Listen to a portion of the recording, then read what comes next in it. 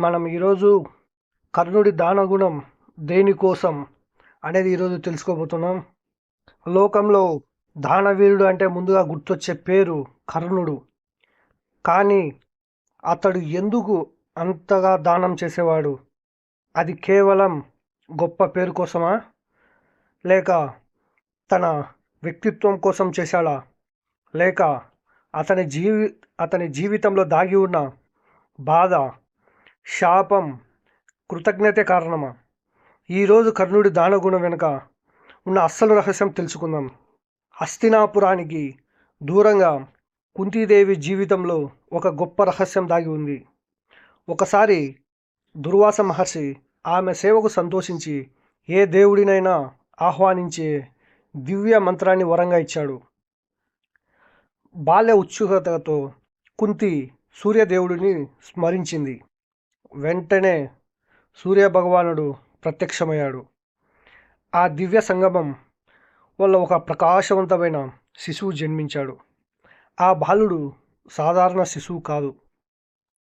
జన్మతోనే అతని శరీరానికి దివ్య కవచం మరియు కుండలాలు సహజంగా ఉన్నాయి.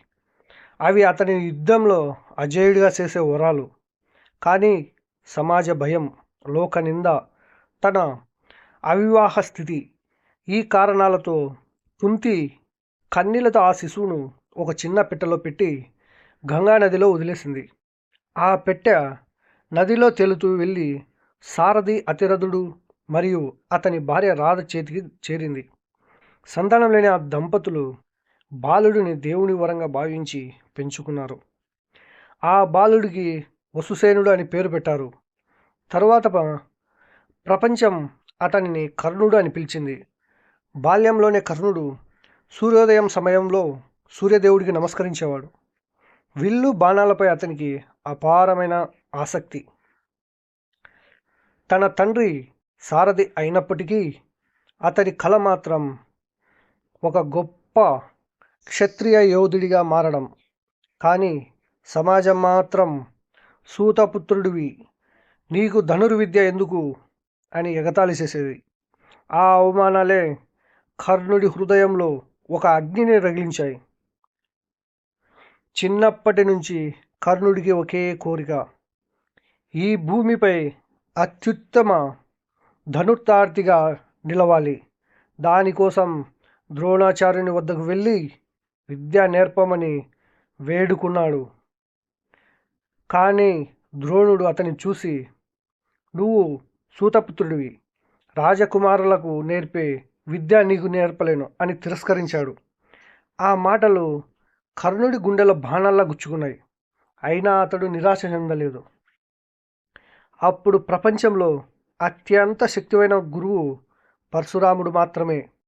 కానీ పరశురాముడు క్షత్రియులకు విద్య చెప్పడు. అందుకే కర్ణుడు ఒక నిర్ణయం తీసుకున్నాడు. తాను బ్రాహ్మణుడు అని చెప్పి పరశురాముడి ఆశ్రమానికి వెళ్ళాడు. పరశురాముడు అతని వినయం, సేవాభావం చూసి శిష్యునిగా స్వీకరించాడు. అలా రోజులు గడిచాయి. కర్ణుడు ఒక అద్భుతమైన శిష్యుడిగా పేరు తెచ్చుకున్నాడు. విల్లు విద్యలలో అతడు అసాధారణ ప్రతిభ కనబరిచాడు. పరశురాముడు తనకు తెలిసిన దివ్యాస్త్రాలన్నీ కర్ణుడికి బోధించాడు. ఒకరోజు అలసిపోయిన పరశురాముడు కర్ణుని తొడలపై తలపెట్టి నిద్రపోయాడు. అప్పుడే ఒక భయంకరమైన పురుగు వచ్చి కర్ణుని తొడను గట్టిగా కొరకసాగింది. రక్తం ధారలుగా కారుతుంది. భరించలేని నొప్పి. కానీ గురువు నిద్రలేస్తాడనే భయంతో కర్ణుడు కదలలేదు. కొద్దిసేపటికి రక్తం పరశురాముడి శరీరానికి తాకింది. ఆయన మేల్కొన్నాడు. కర్ణుడి తొడ నుంచి రక్తం కారుతుండడం చూసి ఆశ్చర్యపోయాడు. ఇంత బాధను ఒక బ్రాహ్మణుడు భరించలేడు. నిజం చెప్పు, నువ్వు ఎవరు? కర్ణుడు చేతులు జోడించి నిజం చెప్పాడు. గురుదేవా, నేను బ్రాహ్మణుడిని కాదు, సూతపుత్రుడిని. విద్య కోసం అబద్ధం చెప్పాను. ఆ మాట విన్న పరశురాముడు కోపంతో ఇలా శపించాడు. నువ్వు నేర్చుకున్న బ్రహ్మాస్త్ర విద్య నీకు అత్యవసరమైన సమయంలో గుర్తుకు రాదు. ఆ శాపం తర్వాత కురుక్షేత్ర యుద్ధంలో కర్ణుడి జీవితాన్నే మార్చేసింది. అయినా కర్ణుడు గురువుకు నమస్కరించి ఆశ్రమం విడిచాడు. ఒకవైపు గురువు శాపం, మరోవైపు సమాజ అవమానాలు. ఇవన్నీ భరించిన కర్ణుడు అతని ధైర్యాన్ని ఎప్పుడూ కోల్పోలేదు. పరశురాముడి ఆశ్రమం నుంచి తిరిగి వచ్చిన కర్ణుడు తన ప్రతిభను ప్రపంచానికి చూపించాలని సంకల్పించాడు. అదే ఆ సమయంలో హస్తినాపురంలో ద్రోణాచార్యుడు తన శిష్యులైన కౌరవులు, పాండవుల ఆయుధ విద్యను ప్రజలకు ప్రదర్శించే మహాసభను ఏర్పాటు చేశాడు. ఆ సభకు భీష్ముడు, ధృతరాష్ట్రుడు, విదురుడు, కృపాచార్యుడు, ద్రోణుడు, కుంతీదేవి, ఇలా అనేక మంది రాజులు, వేలాది మంది ప్రజలు హాజరయ్యారు.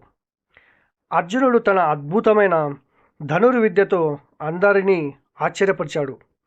ఒకే బాణంతో ఎన్నో లక్ష్యాలను ఛేదించాడు. సభ మొత్తం మారుమ్రోగిపోయింది. అర్జునుడికి సాటి లేడు అంటూ అందరూ ప్రశంసించారు. అప్పుడే సభాద్వారం దగ్గర ఒక గంభీరమైన స్వరం వినిపించింది. అర్జునుడు చేసినవన్నీ నేను కూడా చేయగలను. అందరి చూపు ఆ ఒక్క యువ వీరుడిపైనే పడింది. ఎవడు అతను? అతడే కర్ణుడు. కర్ణుడు విల్లు ఎక్కుపెట్టి అర్జునుడు చేసిన ప్రతి విద్యను అంతకంటే అద్భుతంగా ప్రదర్శించాడు. ప్రజలు ఆ విన్యాసాన్ని చూసి ఆశ్చర్యంతో చప్పట్లు కొట్టారు. అప్పుడు అర్జునుడికి కోపంతో, నువ్వు ఎవరు? నాతో యుద్ధం చేయాలంటే నీ వంశం చెప్పు అని సవాల్ విసిరాడు. అప్పుడు కృపాచార్యుడు ముందుకు వచ్చి, రాజకుమారుడితో యుద్ధం చేయాలంటే నువ్వు రాజకుమారుడివై ఉండాలా, లేదా నీ తండ్రి ఎవరు, నీ వంశం ఏమిటని అడిగాడు. అప్పుడు కర్ణుడి దగ్గర సమాధానం లేదు. ఆ సభలో కర్ణుడు మౌనంగా నిలిచిపోయాడు. అతిరథుడు ముందుకు రావడంతో అందరికీ అతడు సూతపుత్రుడని తెలిసిపోయింది. కొంతమంది నవ్వారు, కొంతమంది అవమానించారు. భీముడు కూడా, సూతపుత్రుడా, నీకు విల్లు కాదు, రథం నడపడమే తగిన పని అని ఎగతాళి చేశాడు. అని అవహేళన చేసి మాట్లాడాడు భీముడు. ఆ మాటలు విన్న కర్ణుడి కళ్ళల్లో కన్నీళ్లు తిరిగాయి. ఎంతో మనసులో బాధను దిగమింగుకొని అదే సమయంలో దుర్యోధనుడు తన సింహాసనం నుండి లేచి కర్ణుడి దగ్గరకు వచ్చాడు. అందరి ముందు ఇలా చెప్పాడు, ఇలా గట్టిగా అరిచాడు, వీరత్వానికి కులంతో సంబంధం లేదు. కర్ణుడు నిజమైన మహావీరుడు అని వెంటనే తన అంగదేశాన్ని కర్ణుడికి బహుమతిగా ఇచ్చాడు. ఇచ్చి, ఈ క్షణం నుంచి నువ్వు ఈ అంగదేశానికి రాజువి అని మొత్తం ప్రకటించాడు. అదే సమయంలో అక్కడికక్కడే పట్టాభిషేకం జరిపించాడు. కర్ణుడి కళ్ళల్లో ఆనంద బాష్పాలు వెలిచాయి. కర్ణుడికి ఆ రోజు ఎంతో మనసులో ఆనందం, సంతోషంతో, ఎవరు నువ్వు, నాకెందుకు ఇలా సహాయం చేస్తున్నావు అని అడిగాడు. ఆ రోజు నుంచి కర్ణుడు తన మనసులో ఒక ప్రతిజ్ఞ చేశాడు. నన్ను అందరూ అవమానించినప్పుడు నన్ను గౌరవించింది దుర్యోధనుడే, అతని కోసం నా ప్రాణాలను అర్పిస్తానని. ఆ కృతజ్ఞతే ఆ తరువాత కురుక్షేత్ర యుద్ధంలో కూడా దుర్యోధనుడి పక్షాన నిలబడేలా చేసింది. ఆ విధంగా దానవీర కర్ణుడిగా ఎలా మారాడు? అంగదేశానికి రాజైన తర్వాత కర్ణుడి జీవితం పూర్తిగా మారిపోయింది. రాజ్య సంపద, బంగారం, వజ్రాలు, రత్నాలకు ఇలా ఎటువంటి లోటు లేదు. కానీ కర్ణుడు తన గతాన్ని ఎప్పుడూ మర్చిపోలేదు. ఒకప్పుడు తాను అనుభవించిన అవమానాలు, బాధలు, ఆకలి, నిరాదరణ అతని మనసులో ఎప్పుడూ నిలిచిపోయాయి. అందుకే అతడు ఒక మహాప్రతిజ్ఞ చేశాడు. నా వద్దకు సహాయం కోసం వచ్చిన ఏ ఒక్కరిని ఖాళీ చేతులతో పంపించను. ఆ రోజు నుంచి ప్రతి ఉదయం సూర్యోదయానికి ముందే లేచి స్నానం చేసి సూర్యదేవుడిని భక్తితో పూజించేవాడు. పూజ పూర్తయ్యాక రాజభవనం ముందు కూర్చొని ప్రజల కోసం ఎదురు చూసేవాడు. ఎవరు వచ్చినా, బ్రాహ్మణుడైనా, పేదవాడైనా, వృద్ధుడైనా, యాచకుడైనా, ఏది అడిగినా లేదనకుండా దానం చేసేవాడు కర్ణుడు. ఒకరోజు ఒక పేద రైతు వచ్చి, మహారాజా, నా పొలం ఎండిపోయింది, నా కుటుంబాన్ని కాపాడనని అని వేడుకున్నాడు. కర్ణుడు వెంటనే బంగారు నాణేలు, ఎద్దులు, ఇత్తనాలు ఇచ్చి అతని జీవితాన్ని నిలబెట్టాడు. అప్పటి నుంచి కర్ణుడు మరొక రోజు ఒక వృద్ధ బ్రాహ్మణుడు వచ్చాడు. నా కుమార్తె వివాహానికి ధనం కావాలని అడిగాడు. కర్ణుడు ముందు వెనక ఆలస్యం చేయకుండా బంగారం, ఆభరణాలు అన్నీ దానం చేశాడు. ఇలా రోజు వందల మంది అతని దగ్గరికి వచ్చేవారు. పేదలకు ఎంతమందికి అయినా ఆకలి తీర్చేవాడు. ఎవరు రాజసభ నుంచి తన రాజసభ నుంచి ఎవ్వరు నిరాశగా తిరిగి వెళ్ళలేదు. ప్రజలు కూడా ఆశ్చర్యపోయారు.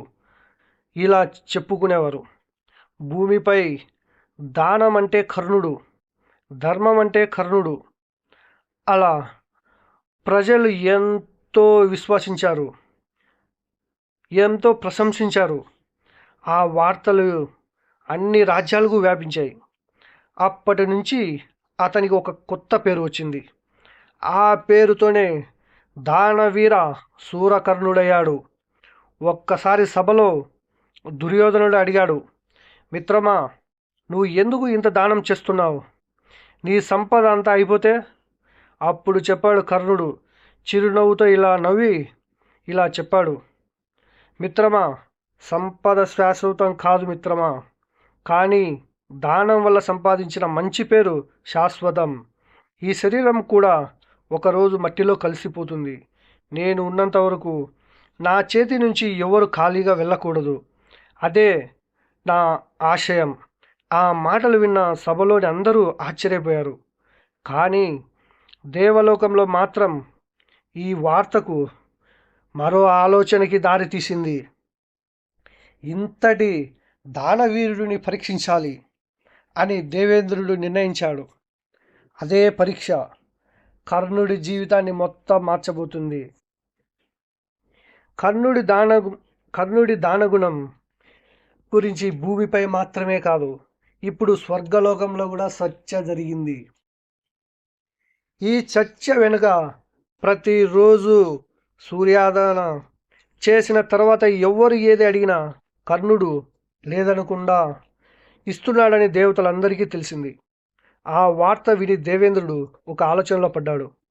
కురుక్షేత్ర యుద్ధంలో కర్ణుడు ఈ దివ్య కవచ కుండలాలతో ఉంటే నా కుమారుడు అర్జునుడు అతడిని ఎలా జయిస్తాడు?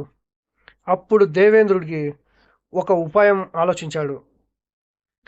ఎట్టయినా ఈ కర్ణుడి దగ్గర నుంచి ఆ కవచ కుండలాలను తీసుకోవాలి అనే దుర్బుద్ధితో బ్రాహ్మణుడి వేషంలో కర్ణుడి వద్దకు వెళ్ళి అతని కవచ కుండలాలనే దానం అడగాలి అని నిర్ణయించుకున్నాడు ఆ మాయదారి దేవేంద్రుడు.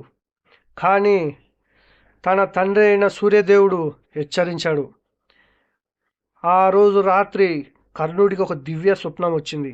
ఆ కలలో సూర్యదేవుడు ప్రత్యక్షమై ఇలా అన్నాడు, కర్ణ, రేపు దేవేంద్రుడు బ్రాహ్మణుడి రూపంలో వస్తాడు. నీ జన్మతో వచ్చిన కవచం కుండలాలను అడుగుతాడు. అవి నీ ప్రాణరక్షకాలు, వాటిని యువకు. కర్ణుడు వినయంగా సమాధానం చెప్పాడు, తండ్రి, నా ద్వారం వద్దకు వచ్చిన యాచకుడిని నేను ఎప్పుడూ నిరాశపరచను. ప్రాణాలు పోయినా నా మాట తప్పను.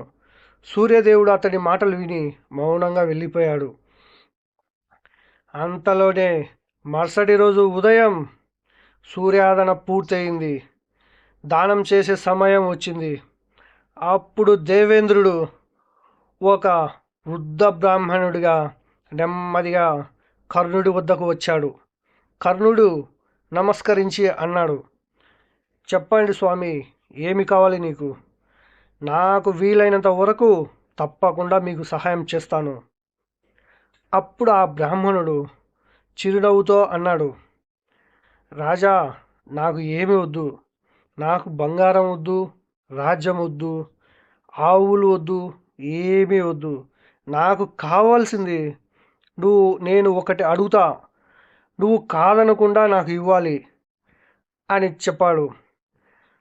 దేవేంద్రుడి మనసులో దుర్బుద్ధిని గ్రహించలేకపోయాడు కర్ణుడు. సరే బ్రాహ్మణ, నీవు వచ్చిన పని ఏంటి చెప్పు, నీకు ఏమి కావాలి చెప్పు అని అడిగాడు కర్ణుడు. నీ జన్మతో వచ్చిన కవచకుండలాలే కావాలి. ఆ మాట విన్న సభలో ఉన్న వారంతా ఒక్కసారిగా నిశ్శబ్దమయ్యారు. కర్ణుడు వెంటనే అర్థం చేసుకున్నాడు. ఓ, ఇతడు వచ్చినవాడు సామాన్యుడు కాదు, ఇతడు ఖచ్చితంగా దేవేంద్రుడై ఉంటాడు అని గ్రహించాడు. కానీ కర్ణుడు చిన్న చిరునవ్వు నవ్వాడు. దేవేంద్ర, మీరెవరో నాకు తెలుసు, అయినా మీరు యాచకుడిగా వచ్చారు. యాచకుడిని ఖాళీ చేతులతో పంపడం నా ధర్మం కాదు అని చెప్పి తన శరీరానికి సహజంగా అతుకున్న కవచాన్ని స్వయంగా కోసి ఇచ్చాడు. కుండలాలను కూడా రక్తం కారుతున్న చిరునవ్వుతో తీసి దేవేంద్రుడి చేతిలో పెట్టాడు. రక్తంతో తడిసిన కర్ణుడిని చూసి దేవతలు సైతం ఆశ్చర్యపోయారు. ఆకాశం నుండి పుష్పవర్షం కురిసింది. దేవేంద్రుడు తన అసలైన రూపంలోకి ప్రత్యక్షమయ్యాడు. ఇలా అన్నాడు, కర్ణ, నీలాంటి దాత ఈ 3 లోకాలలో లేడు. నీ దానగుణానికి నేను ఆశ్చర్యపోతున్నా, నీకు నమస్కరిస్తున్నానన్నాడు. అని చెప్పిన తర్వాత అతనికి, నీకు ఏ వరం కావాలా అని కోరుకో అన్నాడు. దేవేంద్రుడు అతనికి వాసవి శక్తి అనే దివ్యాస్త్రాన్ని వరంగా ఇచ్చాడు. కానీ ఒక షరతు పెట్టాడు, ఈ ఆయుధాన్ని ఒక్కసారి మాత్రమే ఉపయోగించగలవు. కర్ణుడు ఆ వరాన్ని వినయంగా స్వీకరించాడు. కవచకుండలాలు పోయినా దాన ధర్మం మాత్రం తగ్గలేదు. ఆ రోజు నుంచి కర్ణుడు నిజమైన దానవీర శూర కర్ణుడుగా యుగ యుగాల పాటు నిలిచిపోయాడు. మనం నెక్స్ట్ పార్టులో వాసవి శక్తి, ఘటోత్కచుడు వధ, కర్ణుడి జీవితంలో జరిగిన కీలకమైన సంఘటన గురించి తెలుసుకుందాం.